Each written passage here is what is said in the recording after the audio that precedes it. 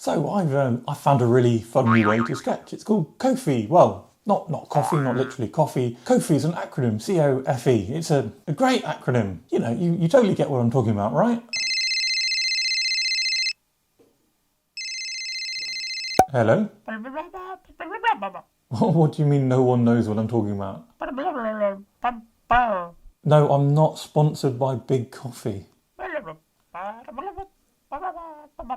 No. This is not another excuse to drink coffee. The cheeky people. Anyway, COFE is a method I use when I want to sketch quickly and actually enjoy it. And today, I'm going to show you exactly what that means and how it works. So, let's get started. So COFE is a little acronym to make it easy to remember a fun process. But why on earth would we even bother with a process or a structure? So urban sketching can feel overwhelming because the world is full of stuff. There's a lot of lines, a lot of textures, colours, cars, bricks, clouds. And without a clear method, it's really easy to sort of slip into copying every detail, getting overwhelmed, or worse, panicking halfway through and not finishing at all. What I love about a good process, and my silly little acronym COFE, is it gives you structure, but not a rigid one. It's more like a rhythm than a rule book. So it lets you stay loose and be expressive, but also know when to stop. And here's what it stands for. So the C is contour, our first lines. O, odd colour. Stop trying to be realistic. F, final touches. We're already done. E, enough. Stop it. Stop adding anything else.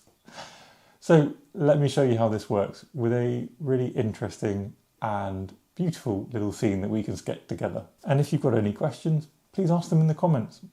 So the scene I'm doing is a little island down in Chile, filled with penguins. You can just see them as little white dots, so we'll get some of those in. But it's also beautifully simple, so a really nice scene to sort of practice a quick and simple technique. What I'm doing with this quite bold nibbed fountain pen is I'm picking out only the key contours. That's what the C stands for, contour. The clear, big, boldest outlines. You'll also notice I'm doing this segment of the drawing as a bit of a continuous line. That's not compulsory, of course, but it does help prevent us from getting too stuck in and getting overworked. And remember, the idea of this simple technique is to have a bit of fun, to quickly move around the page and to feel like we can make something in no time, not get stuck, get overworked, get bored. Coming into the foreground, there's a few of my little penguin-y shapes, little doodled circles, and then as we get closer, I'll add a couple more kind of specific penguin-y shapes. Are they perfect? Absolutely not. Is the aim of this technique to be perfect? Absolutely not. Now we can add a couple more little bits, so I'm just making the lighthouse or the buildings around the lighthouse feel a bit more certain, a bit more understandable about how they interact with the land, and a couple of kind of hatched marks because there's these subtle shadows, subtle kind of pillars in the building. Then a little look around, anything else I want to do, well I thought it'd be fun to just give the penguins a little bit of a black back, which is what they've got in reality. And that's it, step one. Step two, we're on to odd colours. Now, this is just anything not realistic, not in the scene, at least as a starting point. So instead of a blue sky and a brown landscape, I'm starting off with these lovely oranges and reds. Basically, because orange and red is not in the sky and it's not in the land itself. I'm using a big brush. This is a 1-inch flat, using splashes, using plenty of water.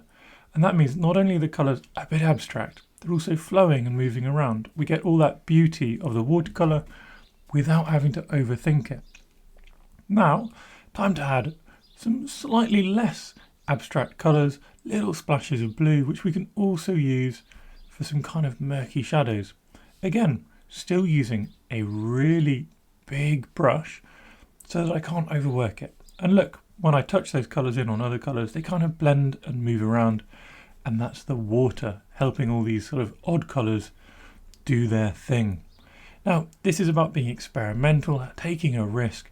And no, these colours might not work perfectly every time, but you'll find those moments of magic where they do.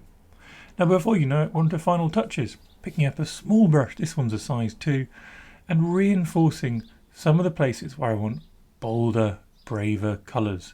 So I want these yellows to be bolder around my focus, which is the lighthouse. Maybe I even want some oranges, some orangey reds that I've already used in the roof. Now this is getting towards almost realistic. The roof is actually a kind of reddy brick colour, and similarly there's reds in the lighthouse. That's okay. We're getting towards the end, so something which isn't totally odd might just help sell the scene a tiny bit more. Equally, in our sort of foreground, we might want to pick out these birds. And again, do they look like penguins? Maybe, maybe not. I know they're penguins, and a sort of abstract viewer, someone just looking at this might not. But that doesn't affect my enjoyment of the process. And when we're trying to be more creative, it's not about, really focusing just on the outcome. What we should focus on is trying different things. And I think that's what this simple acronym really helps. Helps with just simplifying, allowing you to try something different, and hopefully in that learning something, unlocking something new, and sort of working towards, let's say, something bigger in the future. But before you know it, we can keep overworking, can't we? And that's where E comes in. Enough. Learn to stop, revel in the simplicity, and just put your page to one side and enjoy the rest of your day. If you enjoyed this little scene, if you enjoy the idea of a sketching process like this, brilliant. I've got a slightly longer version in the members area where I do an extra scene for you.